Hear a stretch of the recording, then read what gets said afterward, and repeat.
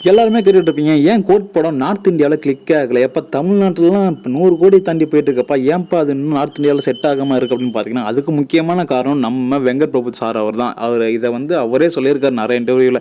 நான் பண்ண தப்புனால தான். அது ஆக்சுவலாக அவர் தப்புன்னு சொல்லலை, அவருக்கு ஒரு ஆசை இந்த மாதிரி பண்ணணும் அப்படின்ட்டு, வேற எதுவும் இல்லைங்க. நம்ம சிஎஸ்கே டீமை உள்ளே கொண்டு வந்தார் தான். என்னதான் நம்ம டேரக்டர் வெங்கட் பிரபு சிஎஸ்கேவோட மிகப்பெரிய வெறியனாக இருந்தாலும் அது அவரோட மித்த படத்தில் காமிச்சிடலாம். எக்ஸாம்பிளுக்கு மாநாட்டிலலாம் கொண்டு வந்து காமிச்சிருந்துருக்கலாம். பட் ஆனால் நம்ம விஜயோட கோட் படத்தில் தான் காமிக்கணும்னு எந்த ஒரு அவசியமும் கிடையாது. ஏன்னா விஜய்ங்கிறவர் வந்து ஒரு பிக்கஸ்ட் ஸ்டார். இப்போ தமிழ்நாட்டுக்கு மட்டும் இல்லை, இந்தியாவில் பேர் சொல்கிற அளவுக்கு ஒரு பிக்கஸ்ட் ஸ்டாராக தான் விஜய். அப்படி இருக்கும்போது ஏன் இந்த மாதிரி ஒரு கிளைமேக்ஸ் யோசிச்சாங்கன்னு சத்தியமாக புரியலை. பிரபு சார், நீங்கள் இப்படி யோசிச்சிருக்கலாம். எப்படின்னா ஐபிஎல் உள்ளே கொண்டு வராமல் இந்தியா வர்சஸ் பாகிஸ்தானுக்கு போயிருந்தீங்கன்னா அது இன்னும் கொஞ்சம் ரீச் ஆயிருந்திருக்கலாம். பட் அதுக்கு எந்த அளவுக்கு உங்களுக்கு பட்ஜெட் இருந்துச்சுன்னு தெரியல.